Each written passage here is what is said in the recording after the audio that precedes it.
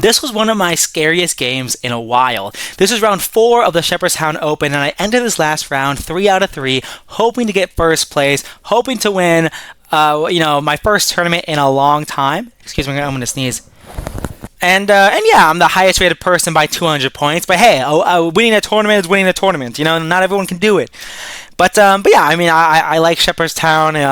They're my rural brethren. I'm in Pennsylvania, and I really relate to the Sheperdstown people. Rural Pennsylvania, rural West Virginia. We're brothers in kind. I relate to these people more than the Pittsburgh people and the Philly people. Anyways.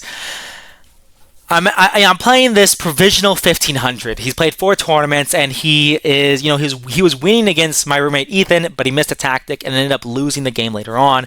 And I knew he was going to play a very solid game, so he played d4. This is the no engine recap until the very end. I've not looked at this game with an engine yet, and yeah, the time control is game in 30 delay 5, so I played d5. And we played the Queen's Gambit declined, and he did an early Bishop g5. Against this setup, I like to just take on c4 and then play c5. That's just what I like to do. I do it against the Catalan as well, this exact same setup. So usually you can do that against a lot of different d-pawn setups. He took on c5, and I was like, man, why did I do this? I thought that. I was like, man, why did I do this? Because look at this pawn structure.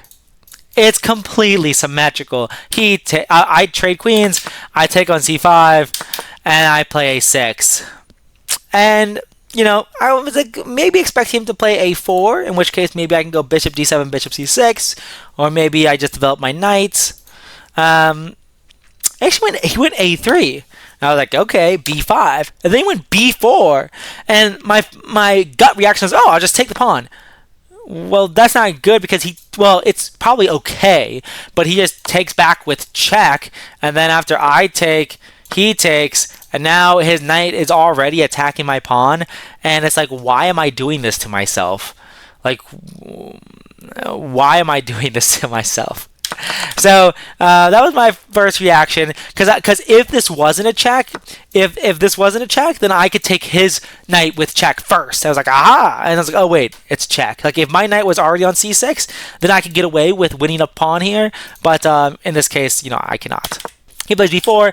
I drop my bishop back. This was actually a big decision. Already a big decision. I spent like 4 or 5 minutes. It's game 30, delay 5, and I spent 1/6 of my time on move 10, which is just like a very my bishop's being attacked, and I have 2 main options: bishop e7, bishop b6. There are 2 more options, 3 more options, but the other options are stupid. So bishop e7 or bishop b6, and I ended up going bishop b6 because I actually wanted to put my king on e7, pinning myself on purpose. And bishop e7 might just be better, but I don't want to get a calm normal position. I want there to be more and more imbalance in terms of piece placement.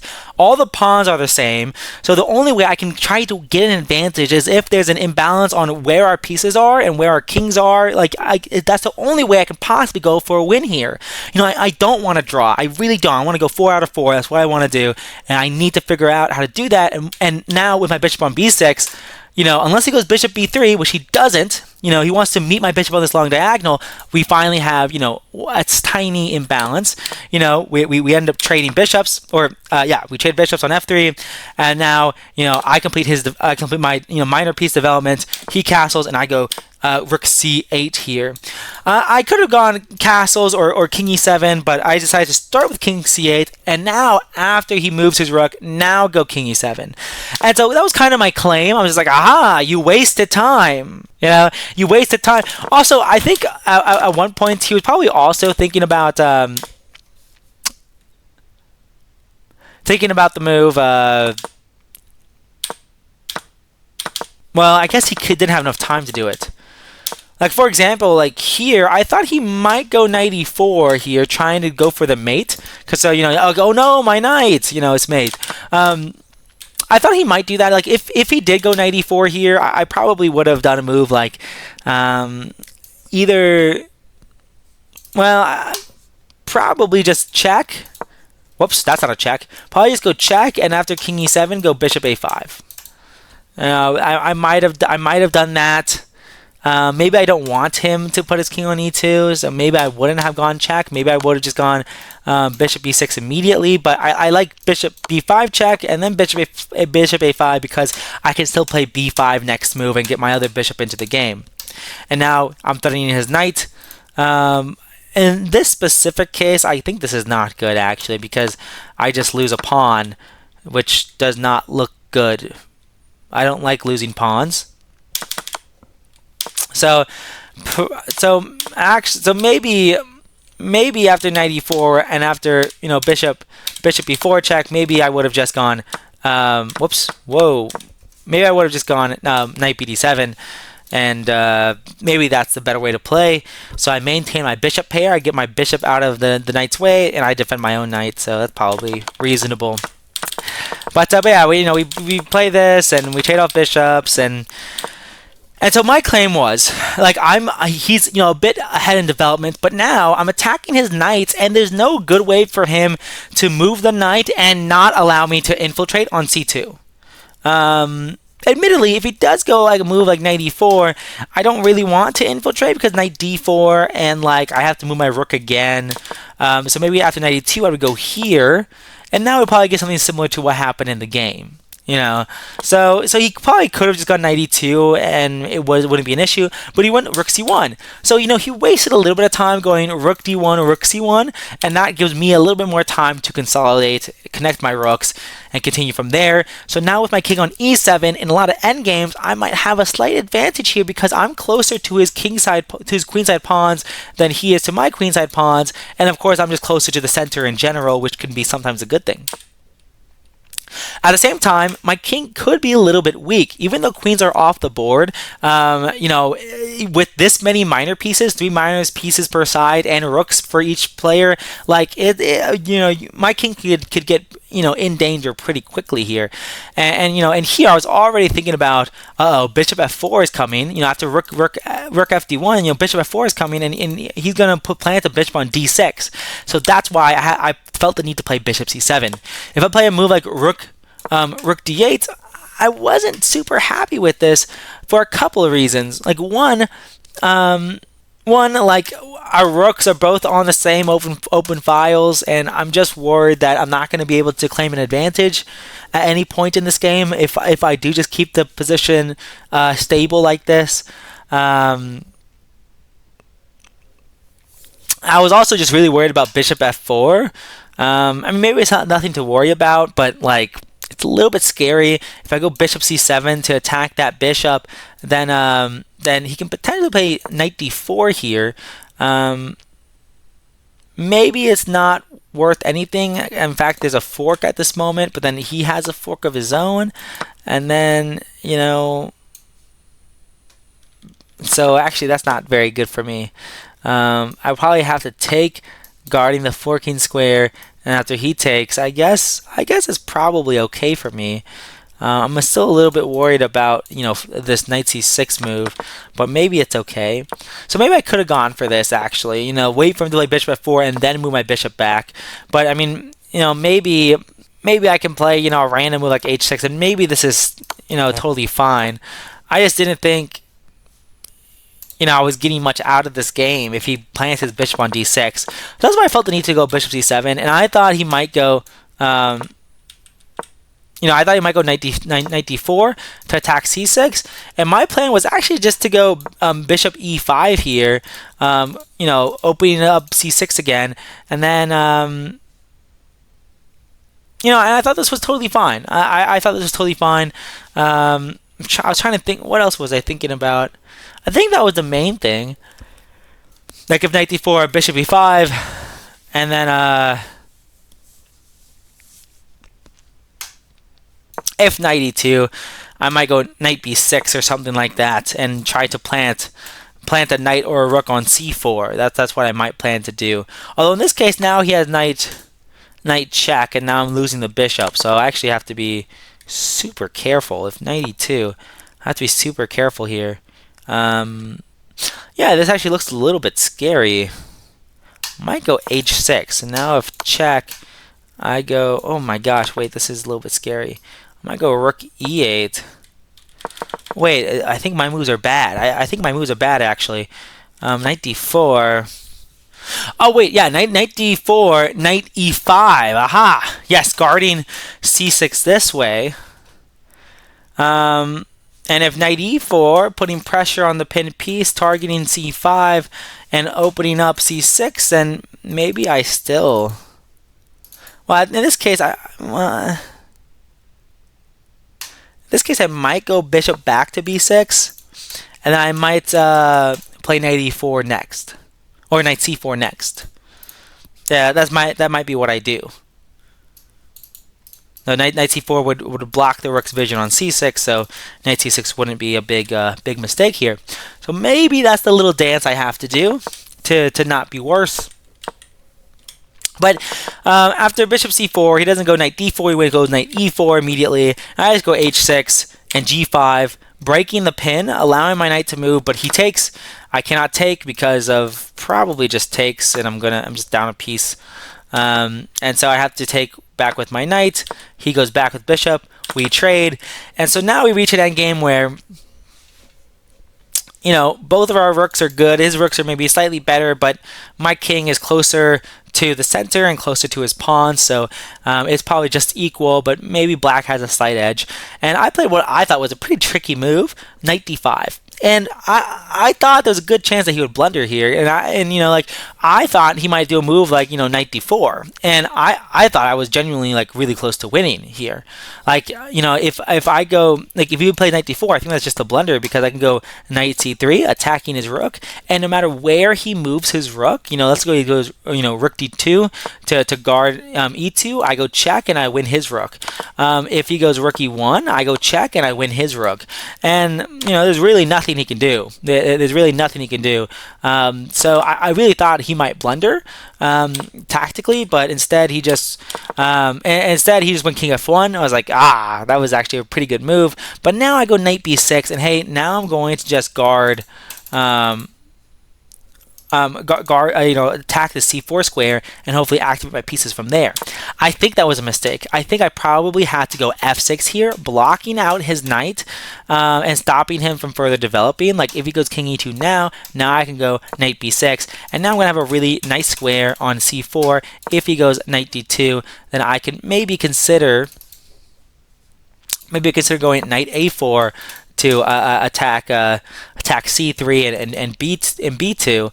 I could also consider maybe just centralizing my other rook.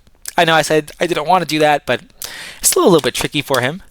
Actually, king e2 here would just blunder immediately to the fork, so he can't even go king e2. So if he goes, like, you know, knight d4 now, actually, I don't know. I think I'm totally fine here, probably. I could go here, and if rook d2, knight e4, rook here, takes, and king d7 would stop any rook infiltration. This endgame is probably pretty equal. I might be able to go h5, h4 to activate my rook and try to undermine his pawn structure. But so black probably has a slight edge, but it's probably around equal. But I screw up pretty royally. You know, he goes knight e5. You know, I don't play f6. He played knight e5, and now his piece is getting pretty active here. You know, I play king f6. I was kind of hoping that he would go check, and after I take. He could take and take my knight, but now I get my rook into c3 first, and so, you know, like, I'm just going to be up a pawn. This might still be a draw, but hey, I'll take a pawn any day. I'll take a pawn any day.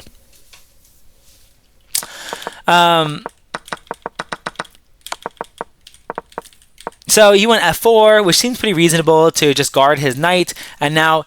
You know, and now I was really scared of any rook endgame. Like, for example, like, if I just go, like, you know, rook d8, he could perhaps just take, and then if I take with check, well, yeah, I mean, it's not so bad. I guess in the game I saw a little bit of ghost. Because it's not that bad no matter what he does. But I was just dreaming of a scenario where, like let's say I go rook d8 and like he takes, I takes, and he goes rook c7. Like this is a pretty nightmare scenario for me where he gets his rook active, his knight is active, and I have to keep an eye on f8. And I mean here, like he just goes rook b7 attacking my knight, and after I move, then he's gonna fork me. Like this is just not good at all for me. So it's a pretty nightmare scenario for me. So that's why, I kind of, and at this point I got down to 5 seconds. I think I got down to like maybe 10 seconds. Maybe I went down to 10 seconds, but I got down to 10 seconds and I was very stressed out, and I decided to just take my chances and play knight c4, trading knights, trading rooks, but now I have a passed pawn, but he has a 2-on-1 on the queen side, so it's not so easy for me. He moves his king, I move my king, and I thought he might go e4. I thought he might go e4 here to block out my king, and his rook also blocks out my king. So I think that might be an interesting try for him, is if he played e4. But after he played king e2, I'm like, okay, now I gotta play f5 before it's too late. And now he plays king f3, so he wants to play e4, shut my king out of the game. But I play g4 check, I get the check in first, and then I play rook c8. He plays rook c1. I play king e4, getting my king and my rook closer to pushing this pawn to promotion. He blockades with his rook. His rook isn't a very good blockader, but in this case, you got to do what you got to do. Alternatively, he could have gone king d2 here. I think that would have been really, really strong. I think the one concern is that like if you can't really go king c3 because the e3 pawn drops, but maybe you don't worry about that. So he goes rook c3, I go rook c6, I shuffle, I go king d5, I go rook b6, I shuffle, and then I go f5. When he goes rook c1, I go f5, and then I go king e4. If I don't go king e4, what else do I do? If I go, I guess after rook d1 check, I could go king c6. And in hindsight, this is still very bad because rook d4 would happen, and I have no way of guarding this pawn. And if I go c3, he's going to go check and win the pawn, and life is very bad. That might be my best try to defend this position, though. That generally might be my best try. I go king e4, and now he can go rook d4 check anyways. And after I take, he takes. And if I go here, he can just start moving his king over. And after, actually, probably you defend your g3 pawn first. So after pawn takes, then king over. And yeah, this might be the way to proceed for white. And really, black's king is completely cut out of the game. I mean, maybe black is okay because I can play h5. And if and it's going to be really tough. Like, king c4, I have to calculate like what happens if I check and go here. I think here is not very good because we both promote, but it's actually probably going to be a draw, so maybe that's okay. I could also just go king f3, and if pawn push takes h4. Oh, I could probably just take here then. Then here takes h4, h3, h2, and once again we both promote. But I have a 3 versus 1, so this could be winning for me. And he actually doesn't even have any checks, which is insane, actually. So maybe it's not winning for white. During the game when I had 5 seconds, I actually thought this was winning for white.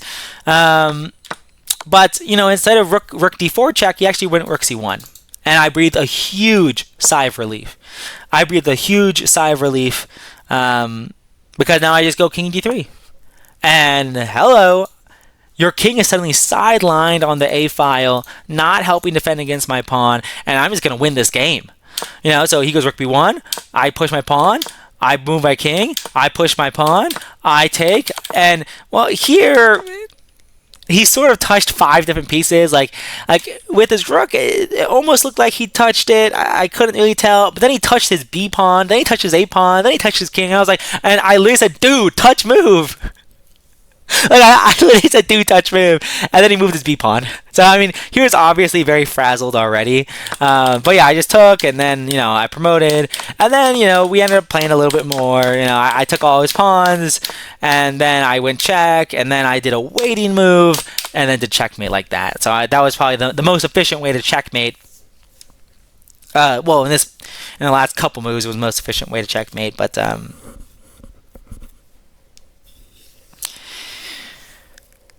Yeah, I mean, I think he's still a provisional rated player, so I think he just got nervous in the end and wasn't able to handle his nerves. I mean, he stopped notating when I got to 5 minutes, and he was asking for notation afterwards, which I thought was kind of funny because like you stopped notating, you got time, dude. You had like 12 minutes on the clock, and even at the end, like he had like 4 minutes on the clock, or maybe even 5, maybe. But I think he's still not used to playing in time pressure, even if he has more time. I think he just wasn't using enough of his time. But so I think he said after the game that this was his most satisfying and most disappointing game. And I was like, yeah, that kind of sums up chess, pretty well actually for most people. Most satisfying and most disappointing. It is what it is. It happens. And yeah, it was a very interesting game. I'm going to hit the game review, and you know what? I'll see you guys in the next one.